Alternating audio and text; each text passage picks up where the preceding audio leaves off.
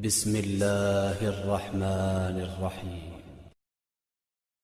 Sheikh Mufti Muhammad, we have a question for you as well. Some people kind of oversimplify our attachment to social media, and they think that, well, if it's such a big issue, then just get rid of it, right? Just delete it, which is something that's becoming more and more impossible just because, again, it's connected to our work, it's connected to everything that we know about the world today. But there's also the other example, which is the fact that people are also indulging in it too much. Now, is there anything that we can draw from the examples of the people who came before us, the righteous predecessors, and how they would socialize or how they would use their time for socialization, even in the halal way? Is there any limit? Is there such thing as too much social media interaction? Assalamu alaikum wa rahmatullahi wa barakatuh. Bismillah. I think we have to have a few basic guiding principles about social media. And one of those guiding principles that's known to every Muslim, but we need to be reminded of that principle, is that, let's say, a product, a food, a drink, that's been around since the early 1900s, 1920, 1930, 1940. And the product has become totally iconic, like Coca-Cola, or Pepsi-Cola, or Oreo cookies, Ritz crackers. Now, you notice that they often change the package, the size, the color, they make a new logo. But the product, the quality of the product, the sensational taste of the product remains the same. It's a timeless classic. But they constantly renew the form and the image. So the crackers or the soda is the same. Nothing is different about the actual thing you're eating or buying. It's just a new product.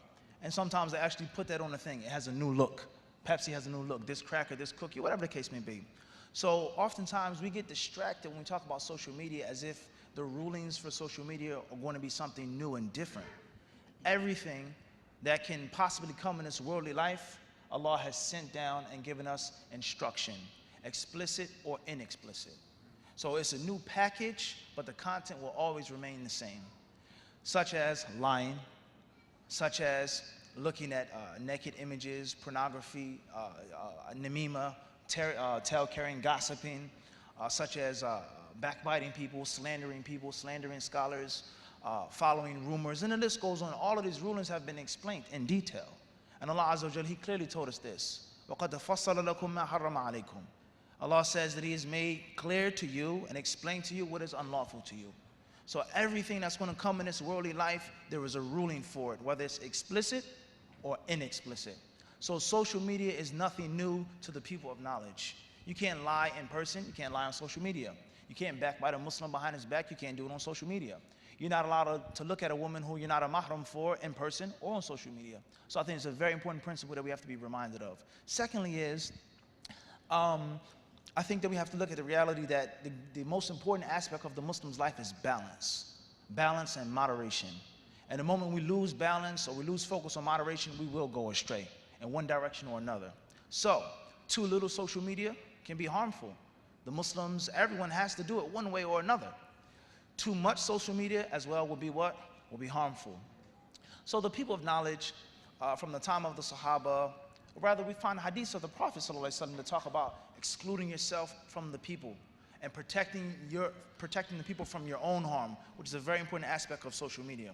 What's important is excessive mixing, too much social media. Ibn Qayyim, he explains 5 cancers to the heart, 5 ways of destroying one's heart. First and foremost, he says, kathratul mukhalata. He says excessive mixing with people. And then he says at-tamanni, having baseless hopes, wanting something that you're really not worthy of or you're not willing to work for. He then says, وَتَعَلُّقُ الْقَلْبِ غَيْرِ اللَّهِ, attaching your heart to other than Allah subhanahu wa ta'ala, الشِّبِعُ وَكَثْرَةُ النَّوْمِ. He says excessive eating and sleeping too much. He says these 3 things will destroy someone's heart. But he never ever said, nor the Sahaba or the Tabi'een or the ulama of the past, the 4 Imams, none of them ever said, don't mix with the people at all. Don't eat at all. Don't sleep at all. Don't have any type of relationship or connection with other than Allah subhanahu wa ta'ala. They never ever said that, but excessively. So oftentimes, I think there has to be a balance. And you have to realize saying hello to someone, joining a class, benefiting from a class, sending a message, that's fine. But then you become a junkie of Facebook. You become a slave of social media. It runs your day. And when you stay off of social media for a couple of hours, you start getting withdrawal syndrome, okay? And you feel totally downcast and dejected if there's no internet. This is a reality. You go somewhere, where's the Wi-Fi? What's the Wi-Fi password? What's the Wi-Fi code? It's the first thing they do when they go into the hotel. The refrigerator, the microwave, the bed, or the bed bugs, what's the Wi-Fi passcode? It's the very first thing. So when you become totally like, addicted to it, and you can't live without it, then that's a serious problem. And it lies no doubt, as you mentioned in the question, the early Muslims were keenly aware of excessive mixing with anyone. And excessive mixing with people oftentimes leads to you losing your sense of Islamic responsibility. I get too comfortable with you. I start laughing and talking about things that I'm not supposed to laugh and talk about. So it's a huge problem. I think it's a reality. And the cure to that, and Allah knows best, is to realize that you have to keep a balance. You have to maintain a balance. And the Muslim is bigger and better than just social media.